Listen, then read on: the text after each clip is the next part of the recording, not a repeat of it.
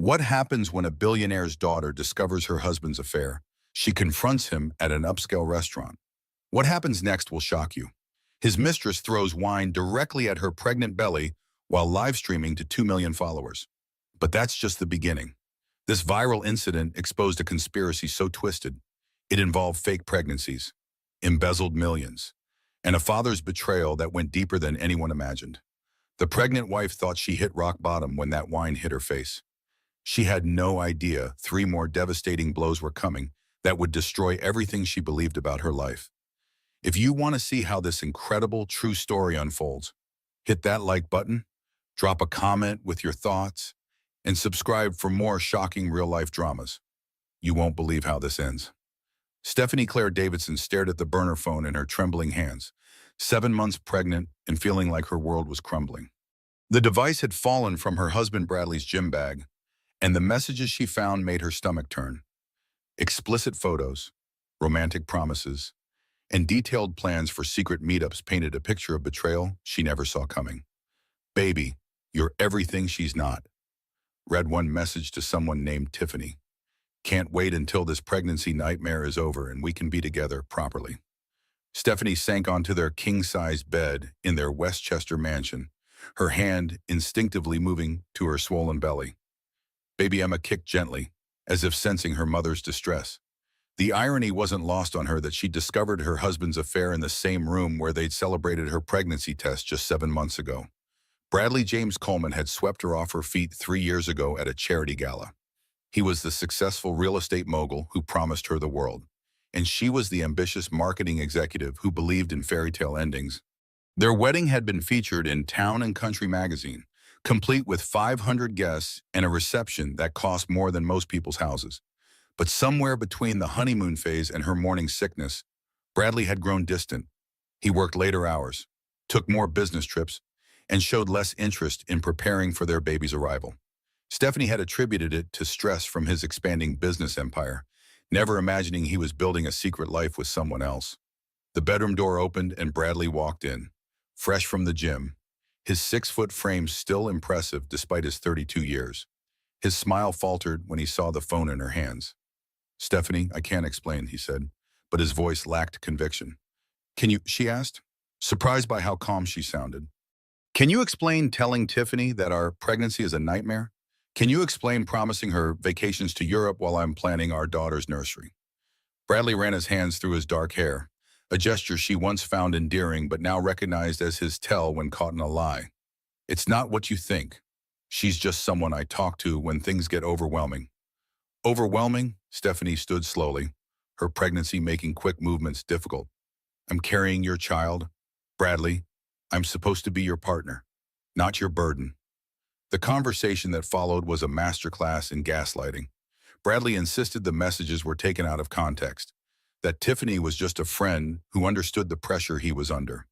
He claimed Stephanie's pregnancy hormones were making her paranoid and irrational, but Stephanie had built a successful marketing career by reading people, and she could see through Bradley's performance. The man she'd married was revealing himself to be someone she'd never truly known.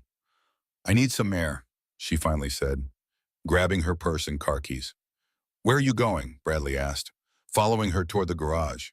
"To think," she replied, "and to decide what kind of life I want my daughter to have."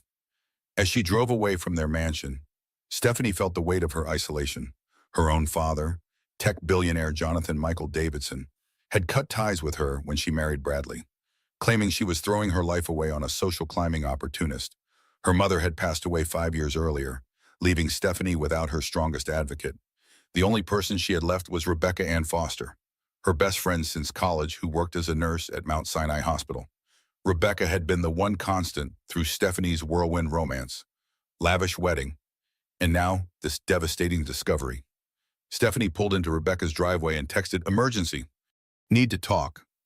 Within minutes, Rebecca appeared at the car window, her concern immediately shifting to protective anger when she saw the burner phone and heard the story. "That bastard," Rebecca said, helping Stephanie out of the car. 7 months pregnant, and he's planning his escape route. Inside Rebecca's cozy apartment, surrounded by medical textbooks and photos of their college adventures, Stephanie felt safe enough to cry. The tears came in waves, carrying 3 years of doubts she'd pushed aside and dreams that were now turning to dust. "What am I going to tell you?" Stephanie asked. "I have no job, no family support, and a baby coming in 2 months." Rebecca sat beside her, radiating the same calm confidence that made her an excellent nurse. "First, we're going to make sure you and Emma are healthy. Then we're going to figure out your options. But Stephanie, you can't let him gaslight you into thinking this is normal or acceptable." As the evening wore on, they developed a plan. Stephanie would confront Bradley, but on her terms and in a public setting where he couldn't manipulate or intimidate her. They chose Morrison's Steakhouse, an upscale restaurant in Manhattan where Bradley often entertained clients. "If he's going to humiliate me," Stephanie said, her voice growing stronger, "he's going to have to do it in front of people who know him professionally." Neither woman could have predicted that this decision would change everything, launching a chain of events that would expose not just Bradley's affair, but a conspiracy that went much deeper than either of them imagined. Morrison's Steakhouse buzzed with the sophisticated energy of Manhattan's financial elite on a Thursday evening. Stephanie had chosen their table carefully, positioning herself with a clear view of the restaurant's main dining area while remaining partially concealed behind an ornate pillar. She wore her favorite navy maternity dress, the one that made her feel confident despite her changing body. Rebecca sat across from her, occasionally glancing around the restaurant while maintaining the appearance of a casual dinner between friends. They'd been waiting for 30 minutes, nursing sparkling water and bread, when Stephanie's phone buzzed with a text from Bradley. "Running late? Big client dinner tonight? Don't wait up."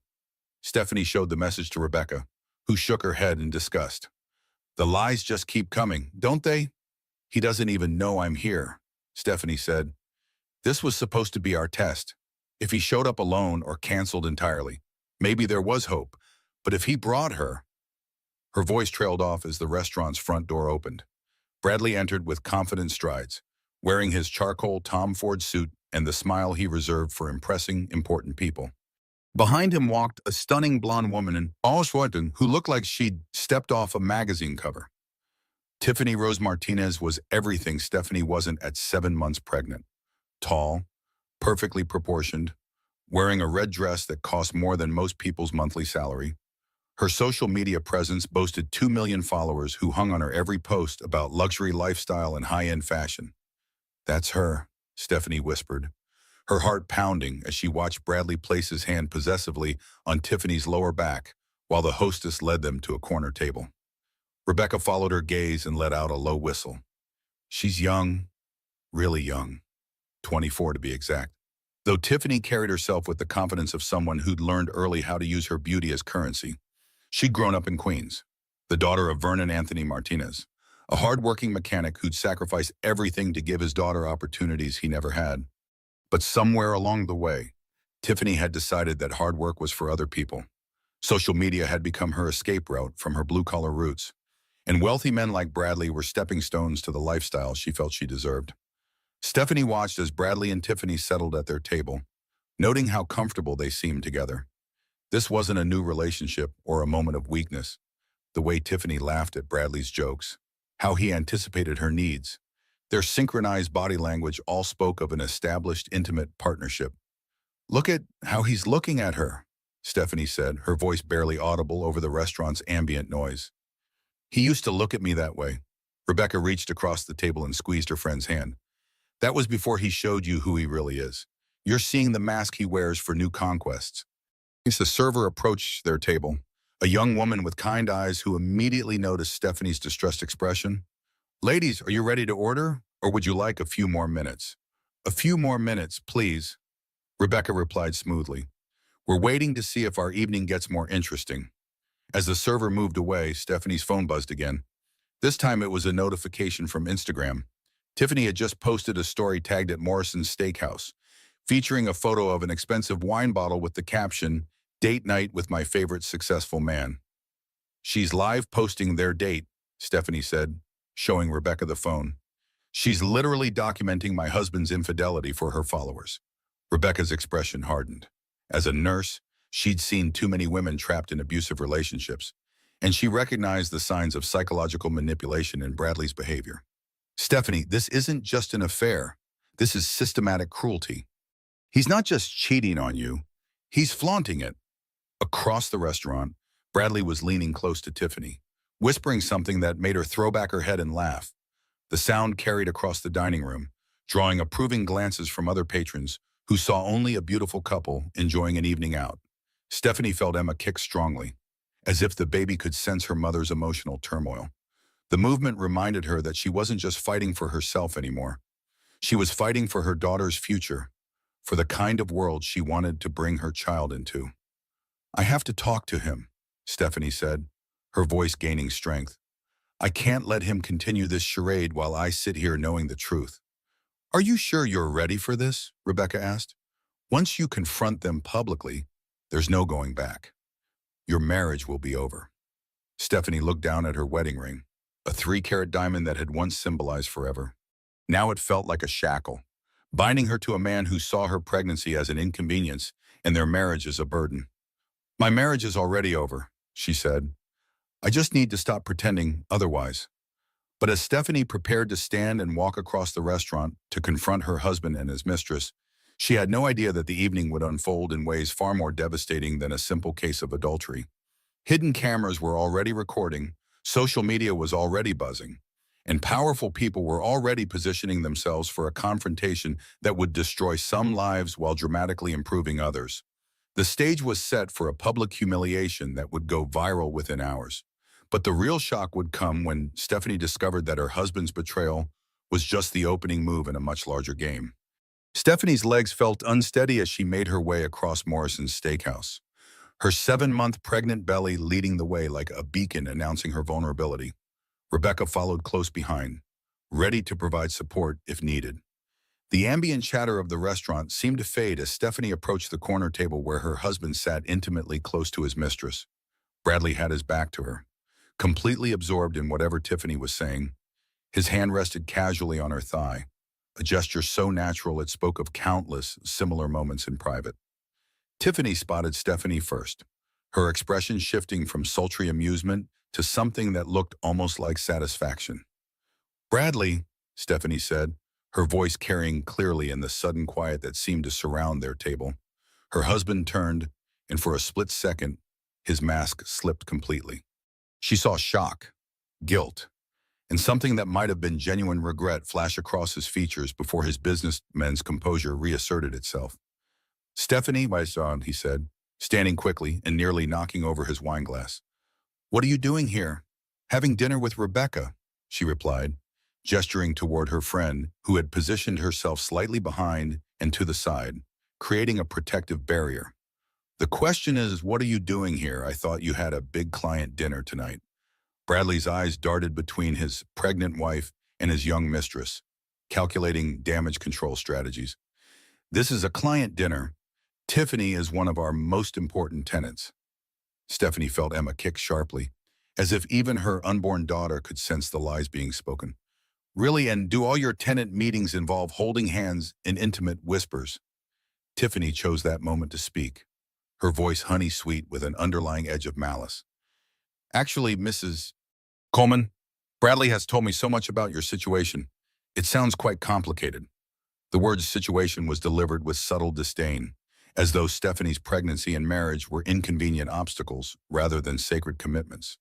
Stephanie felt heat rising in her cheeks, but before she could respond, she noticed something that made her blood run cold. Tiffany's phone was propped against her wineglass, clearly recording everything. The red dot in the corner indicated a live Instagram stream, meaning thousands of followers were watching this confrontation unfold in real time. "Are you live streaming this?" Stephanie asked, her voice incredulous. Tiffany's smile widened. "My followers love behind-the-scenes content. They're very invested in my relationship with Bradley."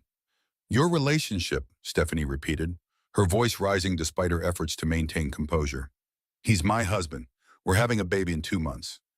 "Are you, though?" Tiffany asked, tilting her head with false innocence.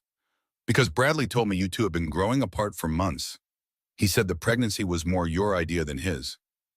The cruelty of the statement hit Stephanie like a physical blow. She remembered the night she'd told Bradley about the positive pregnancy test, how he'd seemed excited, how they'd made love afterward while talking about baby names and nursery themes. Had all of that been an act, Bradley seemed to realize the conversation was spiraling beyond his control. Tiffany, maybe we should. Should what? His mistress interrupted. Stop telling the truth. Your wife deserves to know that you don't want this baby. Bradley, that you've been planning your exit strategy since the first trimester. The restaurant around them had gone noticeably quieter. Other diners were straining to hear the drama unfolding at table 12, and several phones were now discreetly recording the scene. Stephanie felt exposed and humiliated, but also strangely liberated. The lies she'd been living with for months were finally being spoken aloud. Is that true? Stephanie asked, looking directly at Bradley. Have you been planning to leave us? Bradley's silence was answer enough. In that moment of hesitation, Stephanie saw the truth written across his face. This wasn't a momentary lapse in judgment or a midlife crisis. This was calculated abandonment, planned while she was carrying his child. When she asked, her voice barely above a whisper, "When were you planning to tell me?" Tiffany laughed, a sound like crystal breaking. "Oh, honey, he wasn't planning to tell you at all. The plan was to make you so miserable that you'd file for divorce yourself. That way he could play the victim of a hormonal, unstable wife." Rebecca stepped forward, her nurse's training kicking in as she saw Stephanie's face go pale. "That's enough, Stephanie. We should go." But Tiffany wasn't finished. Emboldened by her growing audience both in person and online, she stood up from her chair with fluid grace. "Actually, Mrs. Coleman, there's something else you should know." She reached into her designer purse and pulled out a small ultrasound photo, holding it up for Stephanie and the cameras to see. "I'm pregnant too, and unlike your little accident, this baby was planned and wanted." The words hit Stephanie like a tsunami. She gripped the back of a nearby chair as the restaurant seemed to spin around her. Bradley had not only been cheating, he'd been building an entirely new family while pretending to be excited about the one he already had. "How far along?" Stephanie managed to ask. 5 months, Tiffany replied with obvious satisfaction. "Which means Bradley was with me while you were still dealing with morning sickness and believing his lies about business trips." The timeline made Stephanie's legs go weak. 5 months ago, Bradley had been more attentive than usual, bringing her flowers and taking her to dinner at expensive restaurants. She'd thought he was finally embracing the idea of fatherhood. Instead, he'd been celebrating the beginning of his real relationship while managing her like a business problem. "Bradley," Stephanie said, turning to face her husband one final time, "look me in the eye and tell me this isn't true." But Bradley couldn't meet her gaze. His silence stretched across the restaurant like a confession, and Stephanie felt the last remnants of her marriage dissolve into nothingness. That's when Tiffany made her fatal mistake. Drunk on the attention from her live stream and the power of destroying another woman's life, she decided to create the moment that would make her viral. "Let me help you understand your new reality," Tiffany said, reaching for her wine glass with theatrical flair. "This is what happens to wives who don't know when they've been replaced." And with that, she threw the entire contents of her full wine glass directly into Stephanie's face. The red wine hit Stephanie's face with shocking coldness, soaking her carefully styled hair and streaming down her cheeks before staining the front of her navy maternity dress. The Cabernet's deep crimson color looked like blood against the dark fabric, and the humiliation was so complete that for a moment, the entire restaurant fell into stunned silence. Stephanie stood frozen, wine dripping from her chin while her expensive maternity dress clung to her pregnant body in wet, stained patches. The silence stretched for what felt like an eternity before the restaurant erupted in gasped and shocked exclamations from other diners. "Oh my God," and someone whispered loudly enough to be heard across the dining room. "Did she just throw wine at a pregnant woman?" Another voice asked in disbelief. Tiffany stood with the empty wine glass still in her hand, her phone continuing to live stream the assault to her 2 million followers.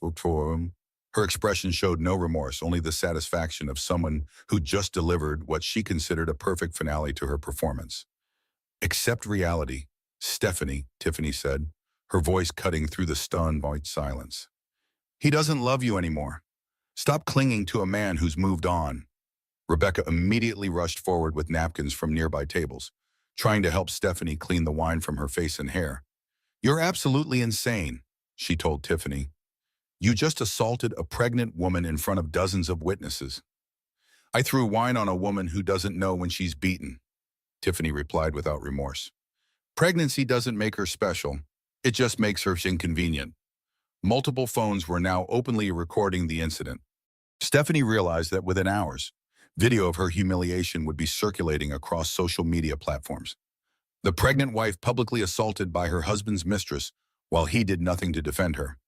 Bradley sat in his chair looking stunned by the escalation, but making no move to help his pregnant wife or condemn his mistress's actions. His paralysis was almost worse than Tiffany's attack. In this moment of crisis, when his wife needed protection, he chose to remain passive and let events unfold around him. Bradley, Stephanie said, her voice shaking as wine continued to drip from her hair. Are you going to say anything? Are you going to defend your wife and unborn child? Bradley looked between the two women, his pregnant wife with her wine-stained dress and his young, beautiful mistress with her phone still recording. And Stephanie saw him make a choice that would change everything. Stephanie, you're making a scene, he said quietly. This isn't the place for this kind of confrontation. The betrayal in those words was complete. After everything, the affair, the laisses, the public humiliation, Bradley was criticizing her for making a scene. Stephanie felt something fundamental break inside her chest, some last vestige of hope that their marriage could be salvaged. Making a scene, she repeated, her voice growing stronger with anger. Your mistress just threw wine at your pregnant wife in a crowded restaurant, and you're worried about me making a scene? Around them, the restaurant had become a theater of whispered conversations and recording devices. The elegant atmosphere of refined discretion was completely shattered by what was clearly domestic drama playing out in real time. Tiffany was still streaming live, narrating the incident for her followers with the confidence of someone who believed she'd just created viral gold. And that's how you handle women who don't respect boundaries, she told her audience. Sometimes you have to show them the truth in ways they can't ignore. The comments on her live stream were exploding with reactions. Some followers were horrified by the assault on a pregnant woman, but others were cheering Tiffany's dramatic gesture. The hashtag #PregnantWinegate was already starting to trend as viewers shared clips across multiple platforms. Stephanie looked around the restaurant and saw the faces of people she'd met at charity galas and business functions, all witnessing her complete humiliation. The thought of this moment being broadcast across the internet made her feel sick, but she also felt a strange clarity emerging from her devastation. You know what, Bradley, she said, finding her voice amid the chaos. You're right. This isn't the place for a confrontation. A confrontation requires two people who are willing to fight for something worth saving. She turned to address Tiffany directly, ignoring the phone that was still recording their interaction. And you can keep streaming this if you want. Let your followers see what kind of person you really are. Let them see what kind of man chooses someone who would assault a pregnant woman. Tiffany's confident expression faltered slightly as she realized that Stephanie wasn't collapsing into tears or fleeing the restaurant. Instead, she was standing her ground with a dignity that made the wine-throwing look petty and cruel by comparison. At least I know where I stand now, Stephanie continued, looking at Bradley one final time. I know exactly what kind of man I married and what kind of father you're going to be. But as Stephanie prepared to leave the restaurant with whatever dignity she could salvage, she had no idea that the evening was about to take an even more devastating turn. Hidden in the shadows of the restaurant's private dining area, someone had been watching the entire confrontation unfold. Someone with the power to destroy not just her marriage, but her entire future. The wine incident was just the opening act in a drama that would soon reveal conspiracies, fake pregnancies, and betrayals that went far deeper than a simple affair. Stephanie thought she'd hit rock bottom, but the night was far from over. As she walked toward the restaurant's exit with Rebecca's supportive arm around her shoulders, her phone buzzed with a text message that would change everything. Enjoyed the show tonight. We need to talk. Your father. The text from Jonathan Michael Davidson hit Stephanie like a second assault. Her estranged billionaire father hadn't spoken to her in 3 years, not since she'd chosen to marry Bradley against his wishes. Now he was reaching out in her moment of complete humiliation, and she couldn't decide if that made things better or infinitely worse. We're going back to my apartment, Rebecca said firmly, guiding Stephanie through the restaurant's exit while trying to shield her from the phone still recording their departure. You need to get cleaned up and figure out your next move. But as they reached the sidewalk outside Morrison's Steakhouse, a sleek black Tesla pulled up to the curb. The window rolled down to reveal Jonathan Davidson's familiar stern features, now lined with what might have been concern or calculation. Stephanie Beige, he said, his voice carrying the authority that had built a technology empire worth $12 billion. Get in. We need to talk. Dad, Stephanie's voice came out small and uncertain, like the child she'd been before their relationship fractured over her marriage choice. Jonathan stepped out of the car, and at 55, he still commanded attention wherever he went. His silver hair was perfectly styled. His charcoal suit probably cost more than most people's cars, and his presence seemed to push back against the chaos of the evening. Rebecca, he acknowledged with a polite nod. Thank you for taking care of my daughter. I'll handle things from here. Rebecca looked uncertainly between father and daughter. Stephanie, are you sure about this? You've been through enough tonight. But Stephanie was staring at her father with a mixture of desperate hope and deep suspicion. Jonathan Davidson was not a man who acted on impulse or emotion. If he was here tonight, immediately after her public humiliation, then he'd been planning this intervention. How did you know I was here? She asked. Jonathan's expression remained carefully neutral. I make it my business to know where my investments are at all times. And despite our differences, you're still my daughter. The word investments sent a chill through Stephanie. Her father had always spoken in business terms, even about family relationships, but something in his tone suggested deeper implications. Get in the car, Stephanie, Jonathan repeated.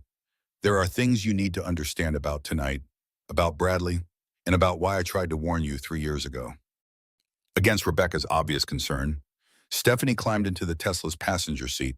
The leather interior smelled like expensive cologne and new money, reminding her of childhood rides to school in similar vehicles when her father's fortune was just beginning to explode. As they drove through Manhattan's evening traffic, Jonathan remained silent, letting the weight of the situation settle between them. Stephanie used the time to process what had just happened at the restaurant, but her mind kept circling back to one terrifying question. How had her father known where to find her? You've been watching me, she finally said. It wasn't a question. I've been protecting you, Jonathan corrected. From a distance, since you made it clear that my direct involvement wasn't welcome. They pulled into the underground garage of Davidson Tower, Jonathan's flagship building in Midtown Manhattan. Stephanie hadn't been here since before her wedding, when she'd come to beg her father to attend the ceremony and been turned away. The elevator ride to the penthouse felt eternal. When the doors opened, Stephanie was struck by how little had changed. The same minimalist decor, the same floor-to-ceiling windows overlooking Central Park, the same cold perfection that had made her childhood feel like living in a museum. Sit, Jonathan said, gesturing toward the conversation area where he'd conducted some of the most important business deals of his career. And let me explain what really happened tonight. Stephanie remained standing, wine stains and all, her pregnant belly a physical reminder of how much her life had changed since she'd last been in this room. What do you mean? What really happened? Your son-in-law's mistress threw wine at me while he sat there like a statue. It's pretty straightforward. Jonathan poured himself a scotch from the bar that probably cost more than most people's annual salary. Stephanie, do you really think that incident was spontaneous? Do you think Tiffany just happened to throw wine at the exact moment when multiple people were recording? The implication hit her like ice water.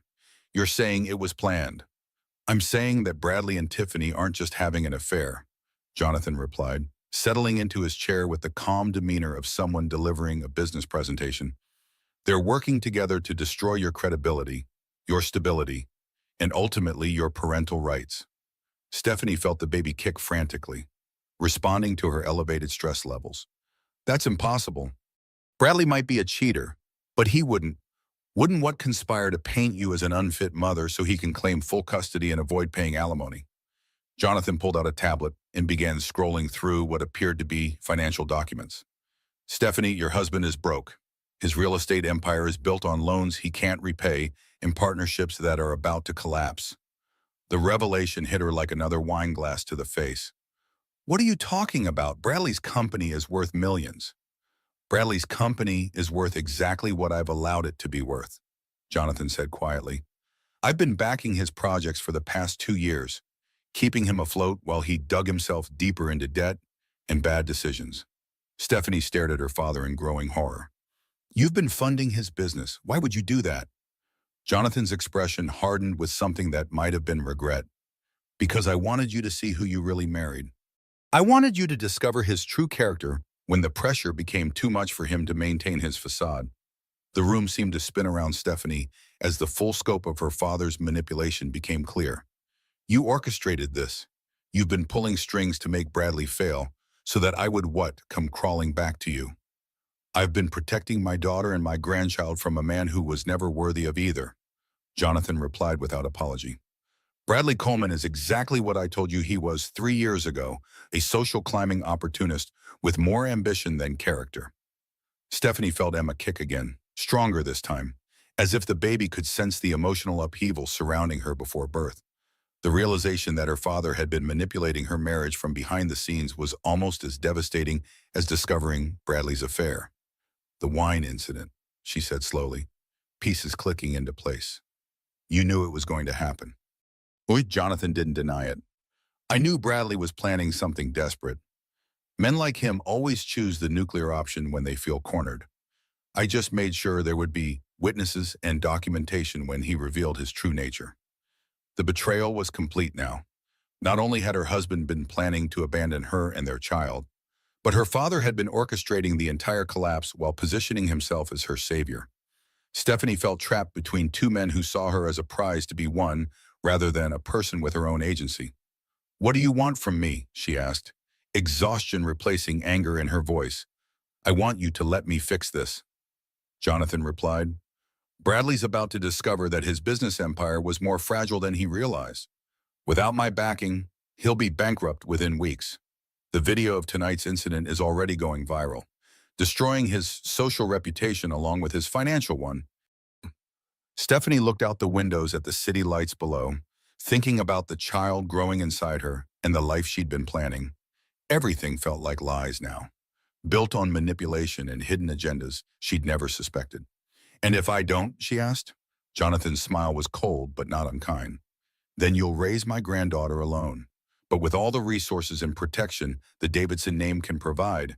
Either way, Stephanie, you'll never have to depend on Bradley Coleman again. But as her father outlined his plans for her future, Stephanie had no idea that the evening's revelations were far from over. In fact, the biggest shock was still coming, and it would expose not just her husband's betrayal, but her father's as well. The next morning brought the first wave of what would become a catastrophic tsunami. Stephanie woke up in her childhood bedroom at Davidson Tower, temporarily unable to face returning to the mansion she'd shared with Bradley. Her phone showed 87 missed calls and over 300 text messages. The video of the wine-throwing incident had exploded across social media overnight. #Pregnant Winegate was trending nationally, with millions of views and thousands of comments ranging from outraged support to cruel mockery. Morning talk shows were already discussing the incident, with legal experts debating whether throwing wine at a pregnant woman constituted assault. But the viral fame was just the beginning of Stephanie's problems. Rebecca arrived at 9 a.m. with coffee and devastating news. Stephanie, you need to see this, she said, showing her phone screen. Tiffany posted another video last night after you left the restaurant. The second video was even more damaging than the first, filmed in what appeared to be Tiffany's expensive apartment. It showed her addressing her followers with the confidence of someone who believed she'd won a decisive victory. Some of you are asking if I feel bad about tonight, Tiffany said to the camera, her makeup perfect despite the evening's drama. And honestly, no, I don't feel bad for showing a delusional woman the truth about her situation. She held up the ultrasound photo again, this time providing more details. Bradley and I have been together for 8 months. Our baby is due in 4 months, which means our relationship started long before Stephanie got pregnant. Bradley told me he'd been trying to leave her for months, but she trapped him with a pregnancy he never wanted. The cruelty of the narrative was breathtaking. Tiffany was painting Stephanie as the other woman in her own marriage, the inconvenient obstacle preventing true love from flourishing. The thing about entitled wives, Tiffany continued, is that they think marriage papers give them ownership over a man. But love doesn't work that way. Bradley chose me because I understand him in ways his wife never could. Stephanie felt physically sick watching the video, but it got worse. Tiffany's final statement was delivered with surgical precision. And for those asking about the baby situation, don't worry. Bradley will be an amazing father to our child. As for Stephanie's baby, well, that's between them and the courts. The implication was clear. Bradley intended to fight for custody of his legitimate child while building a new family with his mistress. Stephanie was being positioned as the unstable, vindictive ex-wife who would interfere with his happiness. "This is beyond cruel," Rebecca said, taking the phone back. "She's building a public narrative that will influence any legal proceedings." But before Stephanie could fully process the implications of Tiffany's video, the first catastrophe struck with devastating force. Sharp pain ripped through her abdomen, doubling her over on the bed. The contraction was so intense that she couldn't speak, could only grip Rebecca's arm while her friend's medical training kicked into crisis mode. "How long has this been going on?" Rebecca asked, immediately checking her watch to time the intervals. "Just started." Stephanie gasped as another wave of pain hit. "But it's too early. Emma's not due for 2 months." Rebecca was already calling 911 while helping Stephanie through breathing exercises. The stress of the previous night, combined with the ongoing emotional trauma, had triggered premature labor at 32 weeks. The ambulance ride to Mount Sinai Hospital was a blur of sirens and medical professionals working to stabilize both mother and baby. Stephanie's phone continued buzzing with media requests and social media notifications, but Rebecca had silenced it and taken control of communication. At the hospital, Dr. Patricia Williams confirmed their worst fears. "The stress has triggered early labor," she explained while monitoring the baby's heart rate. "We're going to try to stop the contractions, but if we can't, we'll need to deliver immediately." As Stephanie lay in the hospital bed with IV lines and monitors tracking every vital sign, the second catastrophe hit like a brutal follow-up punch. A hospital administrator appeared in her room with legal documents and an apologetic expression. "Mrs. Coleman, I'm sorry to disturb you during this medical emergency, but there's an issue with your insurance coverage." The words seemed to echo from very far away. "What kind of issue?" "Your policy was canceled this morning.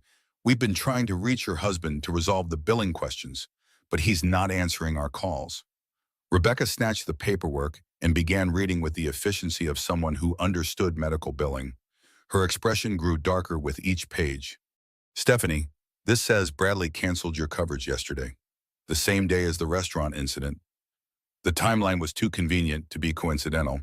While Stephanie was discovering his affair and being humiliated in public, Bradley had been systematically cutting off her access to medical care and financial resources.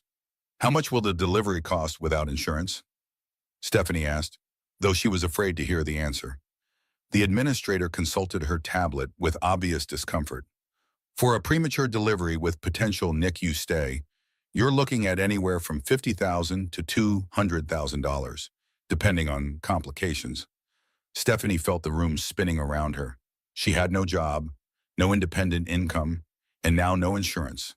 Bradley had effectively trapped her in a medical emergency with no resources to pay for her own care. But the third catastrophe was still waiting in the wings, and it would be the most devastating of all. Dr. Williams returned with news that made everything else seem trivial by comparison.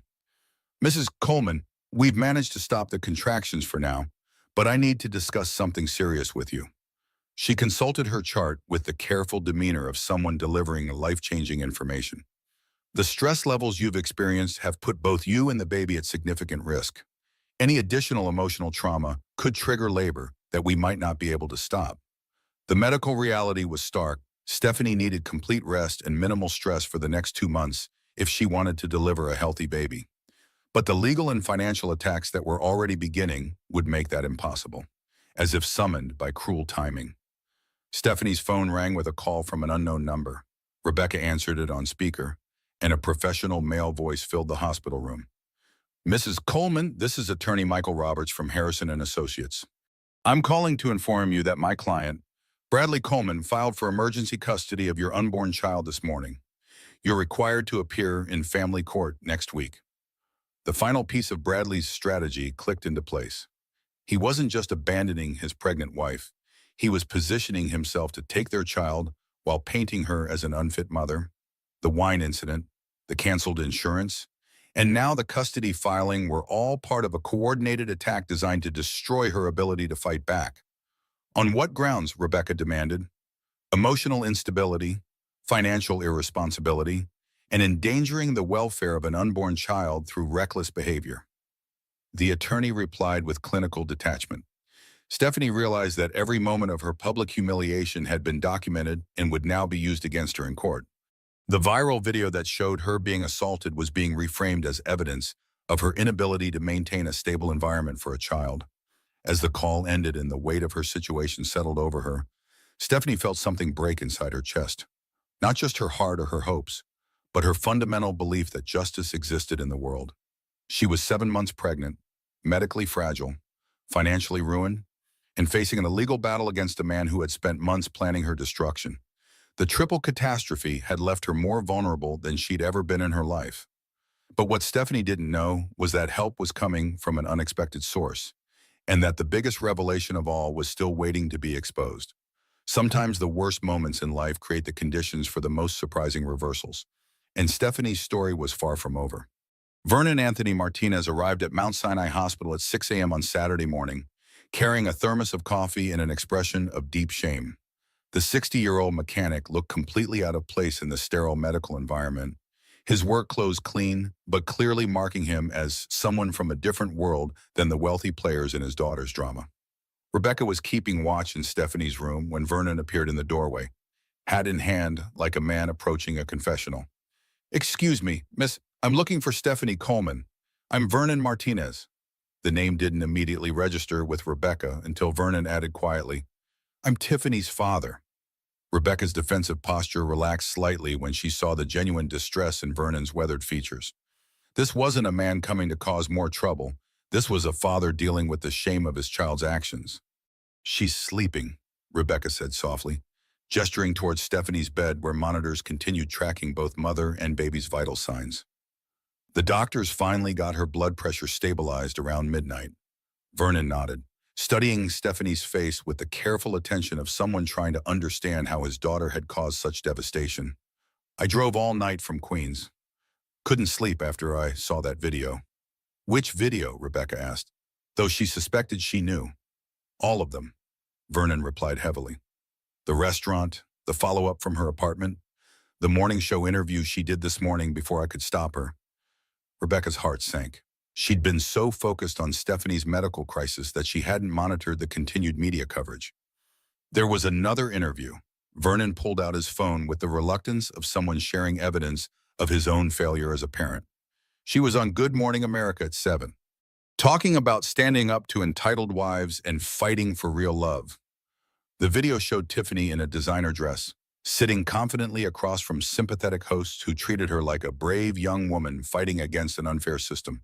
She spoke about Bradley's unhappy marriage, his wife's allegedly controlling behavior, and their own tragic love story. "She's completely rewritten history," Rebecca said in disgust. "She's making herself the victim." "That's not the worst part," Vernon said quietly. "Show her the pregnancy announcement." Rebecca scrolled to Tiffany's latest Instagram post, and her blood ran cold. The image showed a professional maternity photo shoot with Tiffany in flowing white fabric, her belly prominently displayed beneath the text, "Baby Coleman coming February 2024. Daddy Bradley and I can't wait to meet our little miracle."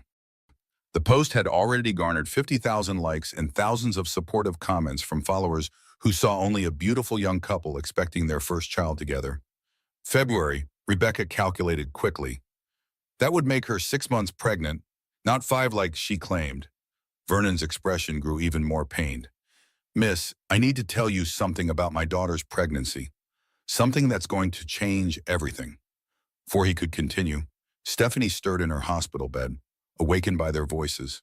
Her eyes focused slowly, taking in the unfamiliar man standing beside Rebecca. "Who?" she began. Then recognition dawned. "You're Tiffany's father." Vernon stepped forward with the careful movements of someone approaching a wounded animal. "Yes, ma'am. I'm Vernon Martinez, and I owe you an apology that's bigger than anything I can put into words." Stephanie struggled to sit up in bed, wincing as the movement pulled at her IV lines. "Mr. Martinez, your daughter threw wine at me while I was pregnant. She's been systematically destroying my marriage, and now she's training to steal my husband and child off thinking, I don't think an apology is going to fix this." "You're right," Vernon agreed. "An apology won't fix it, but the truth might." He reached into his jacket pocket and pulled out a manila envelope with the solemnity of someone producing evidence in a murder trial. Mrs. Coleman, my daughter isn't pregnant. The words seemed to hang in the air like an impossible statement. Rebecca looked between Vernon and the Instagram photos on her phone, trying to process the contradiction. What do you mean she's not pregnant? Stephanie asked. She has ultrasound photos. She's doing maternity shoots. She has fake ultrasound photos and a prosthetic belly that she orders online. Vernon interrupted, his voice thick with shame. I found the receipts in her apartment this morning when I went to confront her about the restaurant incident. Vernon opened the envelope and spread its contents across Stephanie's hospital table. Credit card statements showing purchases from websites that sold fake pregnancy props. Screenshots of text messages between Tiffany and her photographer about hiding the prosthetic seams in maternity photos. And most damning of all, a recorded phone conversation between Tiffany and someone named Marcus discussing how long to maintain the pregnancy timeline. She's been faking the entire pregnancy, Rebecca asked, her voice incredulous. For 3 months, Vernon confirmed. Ever since she decided that being Bradley's mistress wasn't enough, she wanted to be his new wife, and a baby was her insurance policy. Stephanie stared at the evidence spread before her, feeling a strange mixture of relief and rage. Relief that Bradley wasn't actually having a child with his mistress, and rage that she'd been emotionally tortured for months by an elaborate lie. Does Bradley know? She asked. Vernon's expression grew darker. That's where it gets complicated. Mrs. Coleman, Bradley knows. The revelation hit like yet another blow to an already reeling psyche. He knows she's faking the pregnancy. He's been helping her plan it, Vernon said, pulling out his phone to show recorded conversations. My daughter's not smart enough to have orchestrated this alone. The fake pregnancy, the public humiliation, the custody filing, the canceled insurance, it's all part of a plan they developed together. Rebecca leaned forward to examine the phone recordings. Why would Bradley participate in a fake pregnancy scheme? Because, Vernon said heavily, they needed a reason for him to leave his pregnant wife that wouldn't make him look like a complete monster. If he was leaving for another pregnant woman, he could claim he was torn between two families instead of just abandoning one. The manipulation was so complex and cruel that Stephanie felt her worldview shifting again. This wasn't just infidelity or even ordinary betrayal. This was psychological warfare conducted with surgical precision. There's more, Vernon continued, his voice growing even quieter. The plan was for Tiffany to miscarry after you gave birth. That way Bradley could claim grief over his lost child while fighting for custody of yours. The court would see him as a devoted father dealing with tragedy, not a man who abandoned his pregnant wife for a younger woman. The scope of their conspiracy was breathtaking. Stephanie realized that every moment of her pain over the past months had been carefully orchestrated. From Bradley's growing distance during her pregnancy to Tiffany's social media attacks. Why are you telling me this? Stephanie asked. She's your daughter. Vernon's eyes filled with tears that he quickly wiped away. Because I raised her better than this, and because what she's doing to you and your baby is evil. My wife died when Tiffany was 12, and I spoiled her afterward, trying to make up for her not having a mother. I created a girl who thinks the world owes her whatever she wants, and now she's destroying innocent people to get it. He stood up with the careful movements of a man carrying a heavy burden. Mrs. Coleman, I'm going to make this right. All of it. I have recordings, receipts, and evidence that will destroy both of them in court. But first, I need to ask you something. What? Are you strong enough to fight back? Because what I'm about to do is going to get ugly, and you're going to need to be ready for war. Stephanie looked down at her belly where Emma was growing, thought about the viral videos that had humiliated her across social media, and felt a strength she didn't know she possessed. Mr. Martinez, she said, her voice steady for the first time in days. I'm ready to burn their whole conspiracy to the ground. But neither Stephanie nor Vernon could have predicted that their alliance would trigger a chain reaction that would expose not just Bradley and Tiffany's scheme, but a much larger conspiracy involving her own father. The truth was about to get much more complicated. Vernon Martinez understood the power of social media better than his daughter realized.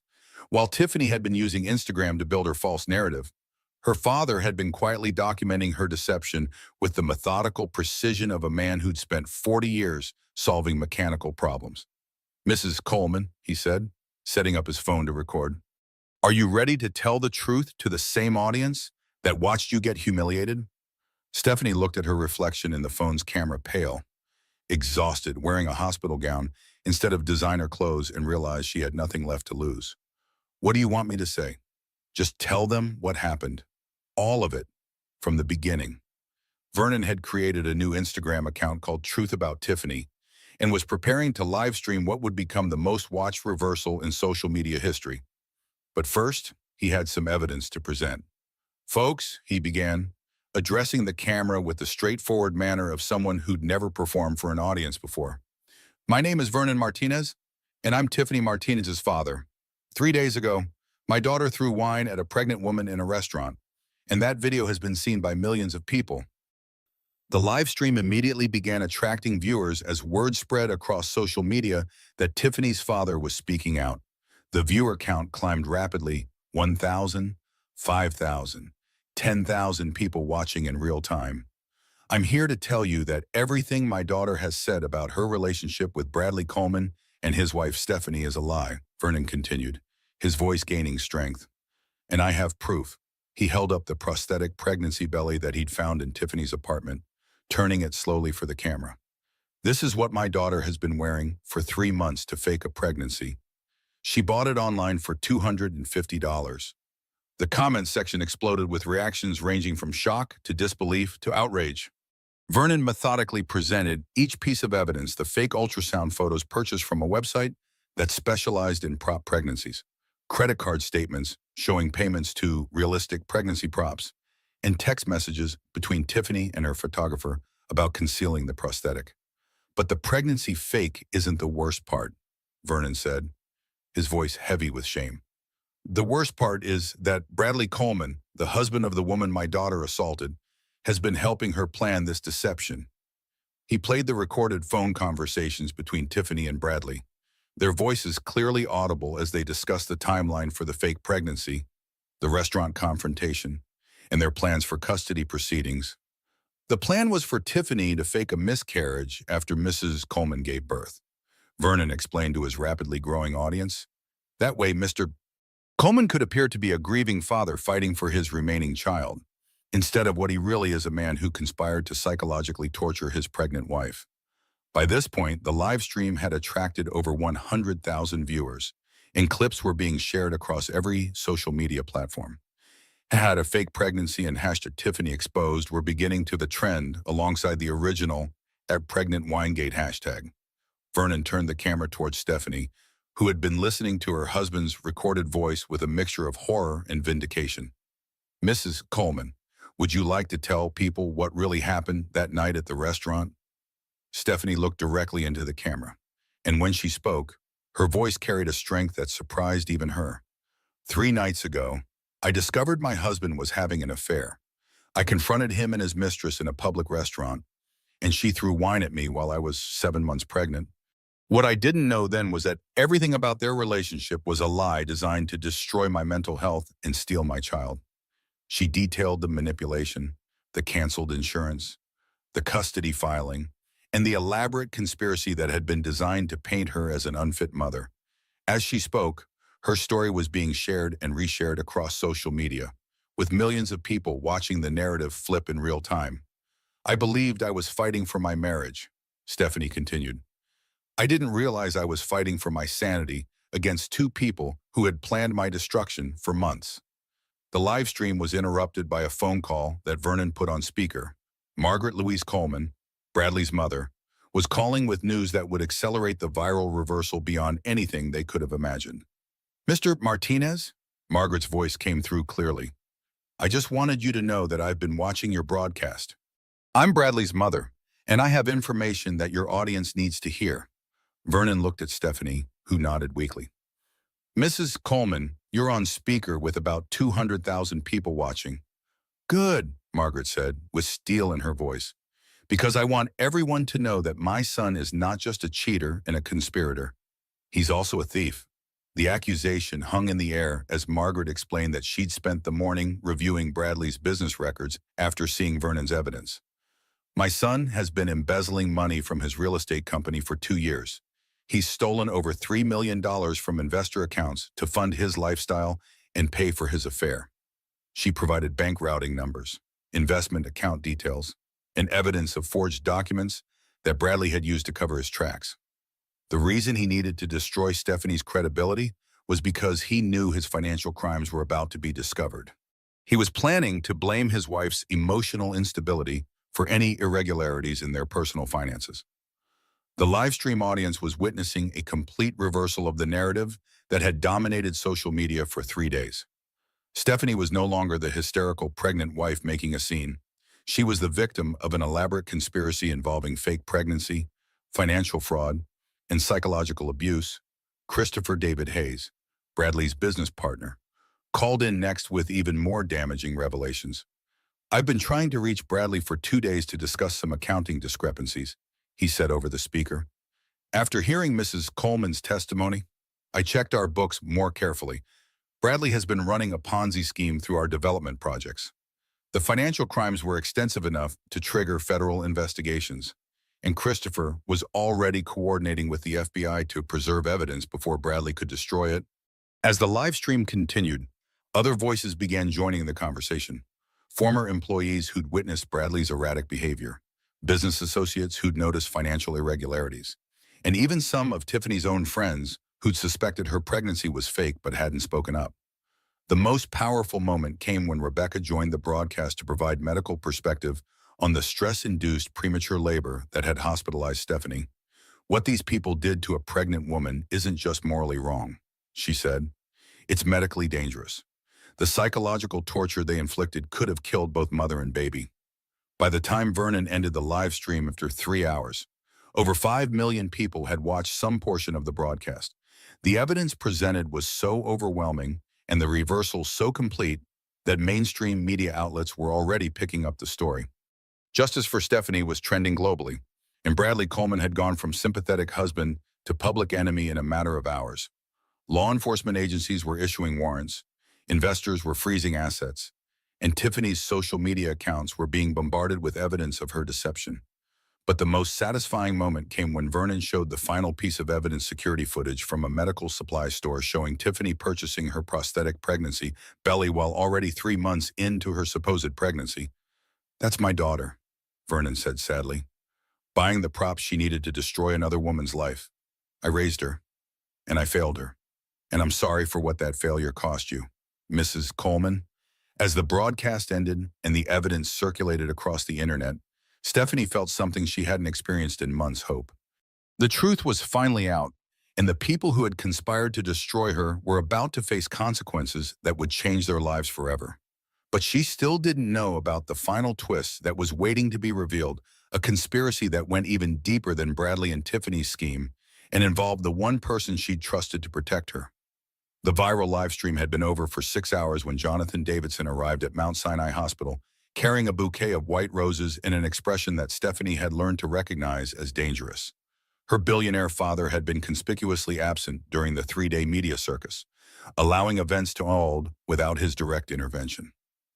"Stephanie Van," he said, settling into the chair beside her hospital bed with the careful movements of someone entering a negotiation. "We need to discuss your situation." "My situation?" Stephanie asked, still exhausted from the emotional roller coaster of the day.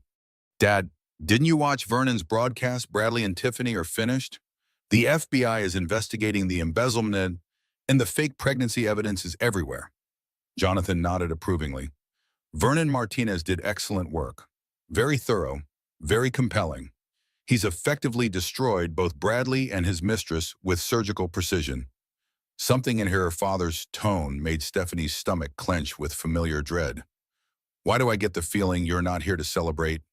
"Because," Jonathan said, pulling out his tablet with the same calm demeanor he'd used to announce hostile takeovers, "we need to discuss the next phase of your life. Now that Bradley is out of the picture permanently, you'll need proper support and guidance." Rebecca, who had been dozing in the corner chair, woke up at the sound of voices. She took one look at Jonathan's expression and immediately became alert. "Mr. Davidson, Stephanie needs rest. Whatever business discussion you want to have can wait." "This isn't business," Jonathan replied, though his tone suggested otherwise. This is family.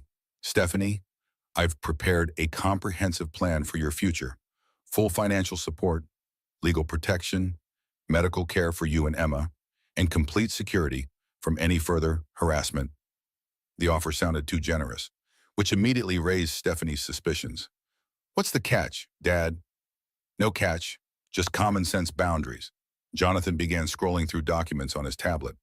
You'll move back into Davidson Tower, where security can monitor your well-being.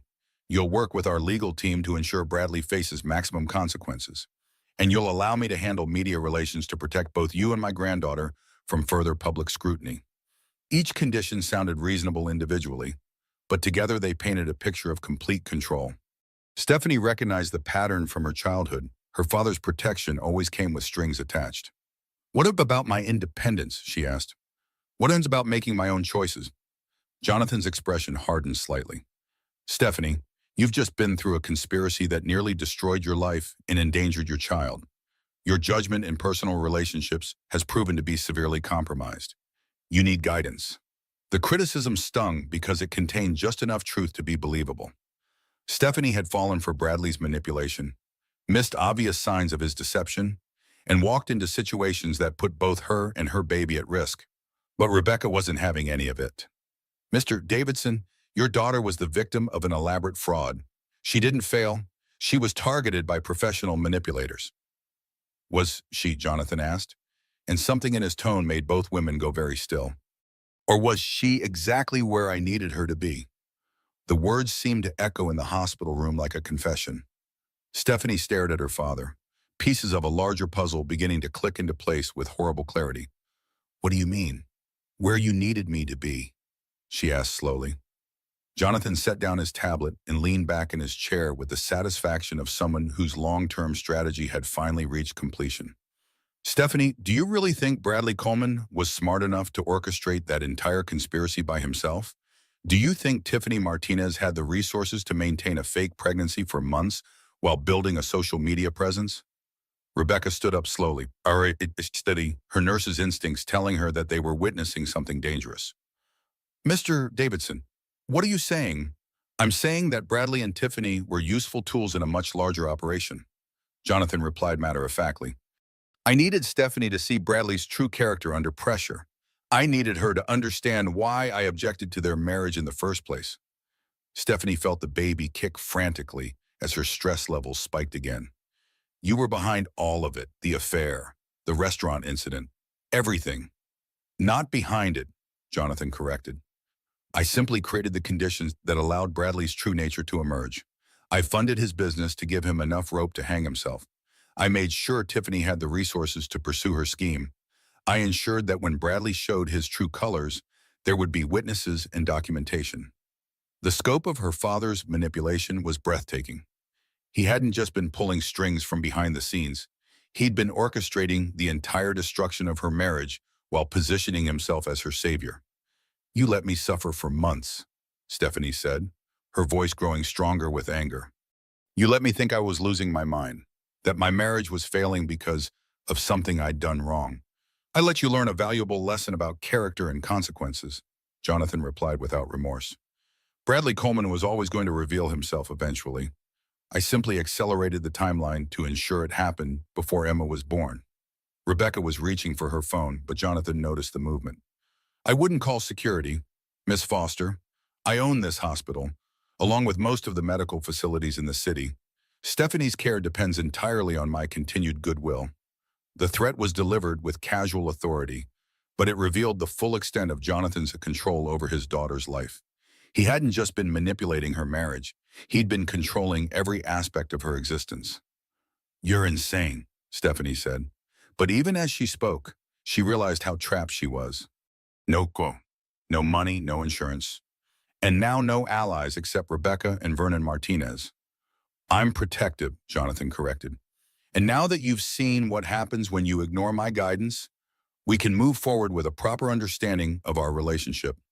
But Jonathan Davidson had underestimated his daughter's strength and the power of the allies she'd gained during her ordeal.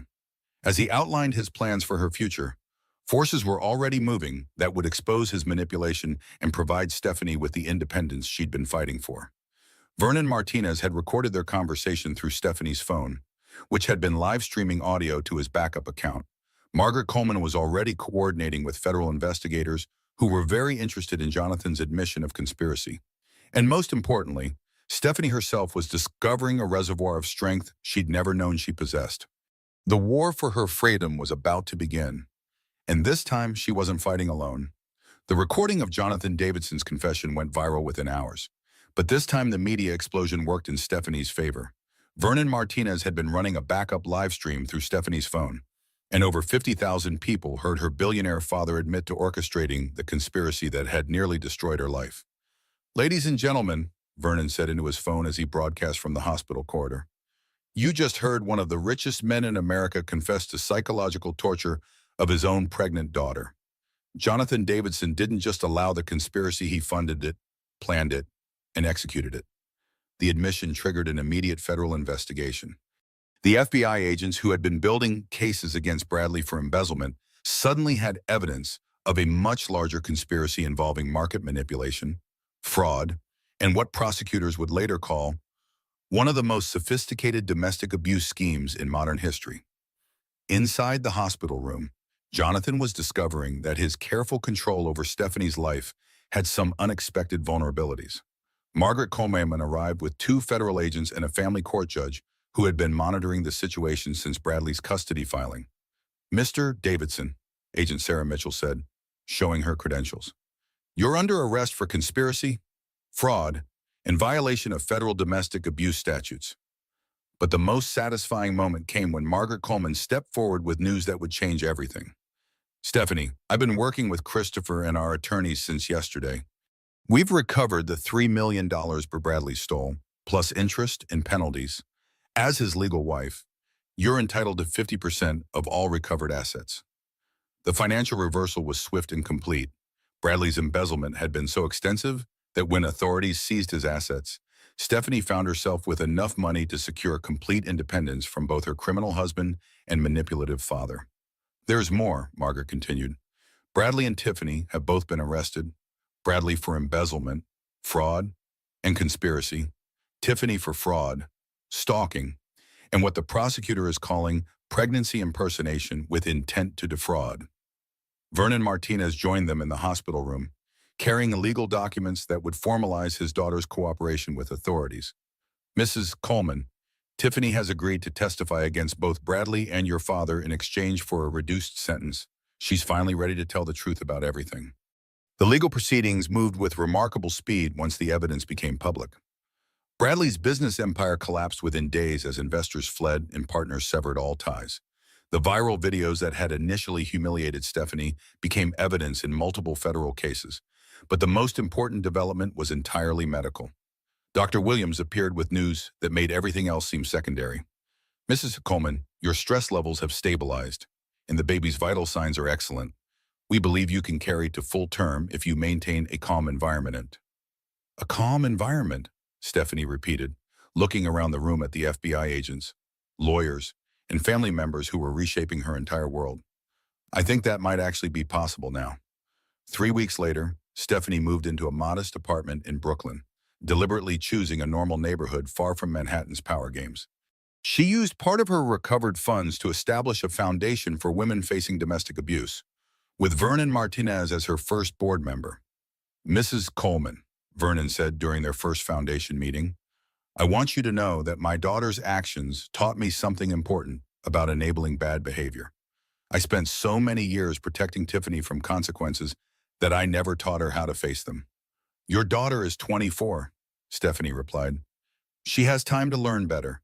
The question is whether she wants to." The viral videos had triggered a massive cultural conversation about manipulation, fake pregnancy scams, and psychological abuse in relationships. Stephanie found herself reluctantly thrust into the role of advocate for women facing similar situations. The most unexpected alliance came when Rebecca decided to leave her hospital job to work full-time for the foundation. "Stephanie," she said, "I've watched you survive something that would have destroyed most people. If we can help other women recognize these patterns earlier, maybe we can prevent some of the damage." Emma Grace Coleman was born on a quiet Tuesday morning in February. Healthy and perfect, despite the chaos that had surrounded her gestation. Stephanie held her daughter for the first time in the same hospital where she'd nearly lost everything, marveling at how much her life had changed. Bradley had been sentenced to 7 years in federal prison and ordered to pay full restitution plus damages. Tiffany received 3 years probation and community service, along with a lifetime ban from social media platforms. Jonathan's legal troubles were more complex, but his business empire was under federal oversight, and his access to Stephanie was completely restricted. "What do you want her to know about all this when she's older?" Rebecca asked, holding Emma while Stephanie recovered. Stephanie considered the question carefully. "I want her to know that sometimes the people who claim to love you might try to control you instead. I want her to understand that strength isn't about avoiding difficult situations, it's about surviving them with your integrity intact." 6 months later, Stephanie was featured on the cover of Forbes magazine as one of their Women Who Changed the Game. The article detailed how her foundation had helped over 500 women escape manipulative relationships and had lobbied for new laws protecting pregnant women from psychological abuse. The wine-throwing incident that had initially humiliated her was now studied in law schools as an example of how social media could both destroy and restore justice. The hashtag Pregnant Winegate had evolved into hashtag Survivor Strength, representing women who refused to let manipulation define their lives. Vernon Martinez had become an unlikely social media star himself, using his platform to educate parents about recognizing entitled behavior in their children.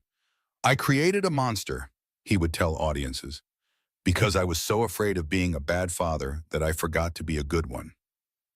On Emma's first birthday, Stephanie received an unexpected call from Jonathan Davidson's attorney.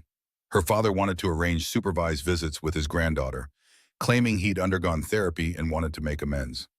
"What do you think?" Rebecca asked after Stephanie shared the message.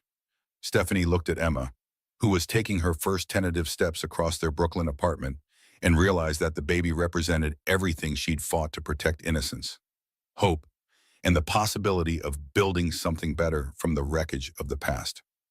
"I think," Stephanie said, "that forgiveness is possible, but trust has to be earned, and Emma's safety comes first, always." The little girl babbled happily, reaching for the sunlight streaming through their windows, and Stephanie realized that sometimes the worst betrayals lead to the strongest foundations. She'd lost a marriage built on lies but gained a life built on truth. The wine stains had long since washed out, but the strength they'd revealed would last forever.